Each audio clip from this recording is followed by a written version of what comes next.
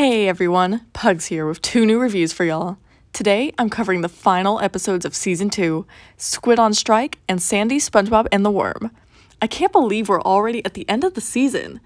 I'll of course be saying much more about this in the closing thoughts, so let me move on to the rest of this intro and then to reviewing these 2 really good episodes. As always, just gotta extend a quick thank you to everyone who's been watching, liking, commenting, especially everyone who's been watching over this last season. I appreciate all y'all. And yeah, with all of that said, let's just get right into these reviews. For our penultimate episode of Season 2, we've got Squid on Strike. And man, isn't this episode just a socialist, unionizing, anti-capitalist anthem? I'm halfway joking on that, by the way. Put the pitchforks down. But seriously, I can't believe this show got away with this. And I can't believe it did such a good job introducing the concept of striking and labor negotiations to children. Truly, this episode shows the appeal of SpongeBob SquarePants to both children and adults, which is why it's one of my favorites of Season 2. But let's get to talking about the content of this episode, shall we? Firstly, before I even get into any of this content, can I just say that there's lots of production touches I like in this episode? There's lots of great set pieces and background shots, and the paintings in this episode are fantastic, such as the flattened Squidward. And then, of course, there's Hey Mean Mr. Bossman, which is just a good song on its own, and even better for this episode. I mean, for one thing, this song is such a mood for anyone who's worked any job ever, especially a job for wages. This episode starts off with Mr. Krabs being his endearingly cheap self, though he is probably at his most egregious that we've seen so far at the end of Season 2. Billing his employees for everything from standing to breathing is both funny and horrific, cementing Mr. Krabs' place as one of the best parodies of real-life bosses ever. This proves to be Squidward's final straw, as he convinces SpongeBob to go on strike with him. Of course, SpongeBob, and probably most of the children watching this episode, have no idea what strikes are, and the way Mr. Krabs describes it does make it sound almost fun. The abrupt cut from SpongeBob's excitement to his crying with some great visuals is just amazing. And then we get some more great visual humor with Squidward trying to pry SpongeBob from the door. Squidward teaching SpongeBob how to strike is very entertaining, and even though the comedy is slow, every joke hits here, almost like this is Season 1, except with the more witty flavor of humor of Season 2. Predictably, SpongeBob just ain't that good of a striker, and he keeps making everyone go to the Krusty Krab instead of boycotting it. But how can you blame the adorable little sponge? I like how this show even throws in the young, disposable workers taking the place of SpongeBob and Squidward. I'm telling you that this episode must have been written with some experience in mind, and aged like fine wine, considering the writer's strike that would end up happening 6 years after this episode aired, or hell, even, 22 years later, considering what's going on today.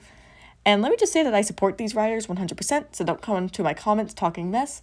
I even heard that actors are going on strike. I don't know, I thought I saw that the Screen Actors Guild was doing that. I have to look into that. Anyway, Squidward's speech is honestly quite rousing, even if it turns out that no one really listens to him other than, of course, SpongeBob. Like, I'd be down to support Squidward for real. The show again surprises me with the real commentary when Squidward says no one gives a care about the fate of labor as long as they can get their instant gratification. Like, wow, are we sure this is a kid's show again? And that's so very astute and even ahead of its time now that we have literally everything about instant gratification with the rise of technology. And this scene also has some really good dialogue. I just love the transition from SpongeBob's comment to Mr. Krabs's, and I love that SpongeBob stands up for Squidward using his own language, and I love that this ends up being a turning point for Squidward too. The forever montage is great, coupled with Squidward's shell-shocked face. I find myself to be very satisfied once the tables turn in Squidward's favor, because yes, go Squidward, fighting for your labor rights. Honestly, labor negotiations are never fun on any level, and I wish I could come into mine from a good position like Squidward does here. But I digress again. Just pretend that I'm on a soapbox for this entire episode. Anyway, this part of the episode not only turns the tables for Squidward and Mr. Krabs, but Squidward and SpongeBob too, in a wonderful example of show don't tell. Of course, SpongeBob still doesn't quite understand what striking is, or what Squidward's speech meant, but he's got the spirit. It doesn't make it any better when he completely destroys all of Squidward's bargaining power. So the ending is a bit of a downer in that way, but that don't mean it ain't entertaining. The way Mr. Krabs just blankly walks into his decimated office before completely falling apart, That's priceless. And I love how SpongeBob just ends up being happy with forever no matter what, and Squidward just lost in his imagination and his reality. The ending shot of this episode is great and funny without even needing dialogue. Just a perfect way to end this episode. And I really, really enjoy Squid on Strike. It would absolutely be my favorite season 2 episode if it wasn't for Graveyard Shift, which is just atmospheric perfection. But this episode is clever and it has the perfect mix of kid and adult enjoyment, especially with what this episode is about. Seriously, how did Nickelodeon approve this? Maybe it's because Mr. Krabs, won in the end, and it isn't overtly portrayed as a bad thing that he won because of SpongeBob's happiness. Who knows? Anyway, this episode is absolutely in my amazing tier, where it comes in with a score of 9.5 out of 10. Sandy, SpongeBob, and the Worm is our final episode of Season 2, and it is another very nostalgic episode for me. It's just got those vibes. The nostalgia is helped by the fact that this is a very good episode, so let's talk about it. I really like how the beginning of this episode sets everything up and even gives us a little mystery, even if that mystery is solved a minute later. It's like the cold open you'd imagine from some police or medical procedural, not SpongeBob SquarePants, and I adore it. I like how everyone meets at the Krusty Krab to discuss this, this is Bikini Bottom's unofficial meetings plot. It's like that sitcom feel yet again, I tell you. I also really like that the painted cards we get of each word for Alaskan Bullworm, I think they're very cool. And then, of course, we get some more for Big, Scary Pink later on in the episode. And I love how Mr. Krabs is unashamedly cheap in this episode. It's just too funny. Especially when Sandy comes in and the man literally starts foaming at the mouth. Great voice acting from Clancy Brown in that one. This scene also gives us the famous push it somewhere else line, which I love because of how absurd it is, and because the town ends up doing it anyway. And also, whenever I think of this line, it's just a nostalgia trip because that used to be such a big impact font meme back in the day.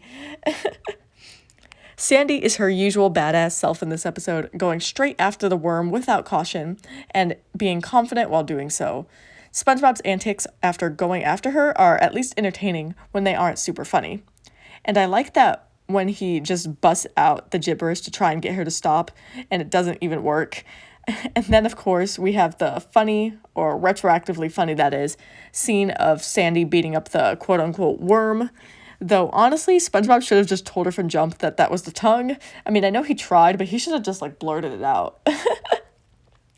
The episode gets really good with the chase scene, especially when SpongeBob gets a bit of backbone and threatens to trip Sandy if she doesn't admit that he was right. That's Troll Bob right there, actually. I also like how Sandy still ended up saving them both in the end with a callback to SpongeBob's paperclip and string. I feel like this is the first episode that I realized that a lot of these characters' names start with S. I mean, there's SpongeBob, Sandy, Squidward, Sheldon, though we technically don't know that Plankton's name is Sheldon until season 3. Just an interesting coincidence. The expressions at the ending of this scene are great as well when SpongeBob and Sandy realize that they're heading straight into a cliff. And then, of course, we get the amazing stinger ending with the worm landing on the town anyway, and the music just makes it even better. I don't have too much to say about this episode. It's pretty good, though some parts, like the fight Sandy has with the worm's tongue, do drag on just a bit too long, and the comedy is not at its peak. So this episode fits nicely in my great tier, where it comes in with a score of 8.8 out of 10. As always, just wanted to end with some closing thoughts of mine, and before I address the elephant in the room, I did want to say something about Squid on Strike, and I was thinking about how, SpongeBob ended up, dismantling the restaurant and everything, and, his actions are technically a logical conclusion for, the actions that him and Squidward are taking, resorting to violent action and stuff, that is a valid solution. It's more like a last resort type thing, I guess. I don't know. I'm just thinking of, riots and stuff, and oh my god, here we go. Here's people talking mess in my comments right now. Yeah, I'm fine with violence when it comes to, try to get rights. Yeah, I'm not about to get into discourse about this, but I was thinking about that. So, I don't know. I said that, SpongeBob messed everything up, and, he did within the confines of the episode, but if Squidward and SpongeBob were at that point, then maybe inciting violence wouldn't be the bad thing. Anyway, I don't know. I'm about to get people talking mess in my comments if they actually listen this far. So let me just move on. And also, none of those thoughts made sense. Anyway, so yeah, we're at the end of season 2. I can't believe we're here. Like, literally, this is crazy. I've already started working on my season 2 overview video, which will of course come out on Saturday. And then probably after that, I'll take a week break and come back the next Saturday. So there won't be like a Wednesday video. And we'll get started with season 3, which is, spoiler alert, actually my favorite season of the show. So yay. But yeah, so the season 2 video will be very similar to the season 1 video, except I'm expecting it to be much shorter because, first off, I'm not going to have like a whole section explaining my tier list again because that would be unnecessary since I've already done it. So that's going to cut off like 8 or 9 minutes. And yeah, so I really don't think that it's going to be as long, but it's still going to be like longer than a normal video. But now that I've recorded it once, I should know how to record it again and there shouldn't be any problems. So I suppose I will see you guys next time when I do my season 2 overview. All right.